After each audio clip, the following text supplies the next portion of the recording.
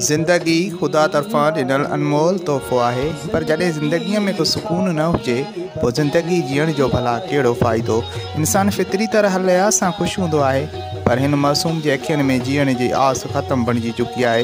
संदसि अखियुनि में जीअण नाव बि ॾुखियो थी पियो आहे। कीअं पई गुज़रे ज़िंदगी समीउल्लाह जरवार जी अखियुनि में दर्द समायल अधूरी ज़िंदगी आहे।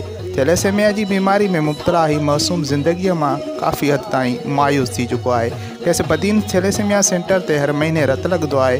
बकौल समीउल्लाह जे त मां अंदर ही अंदर में सड़ा थो ऐं बेचैनी थींदी आहे। सब वस अल्लाह जे संदसि वारसनि सिंध जे माण्हुनि खां दुआ जो मुतालबो कयो आहे। समीउल्लाह जरवार अमनाबाद जो रवासी आहे। हक़ीक़त न्यूज़ जी टीम हिन मासूम खां वठी जेतिरा भी हिन बीमारीअ में मुब्तला आहिनि उन्हनि खे मौलाए काइनात जल्द सेहतयाब करे। आमीन।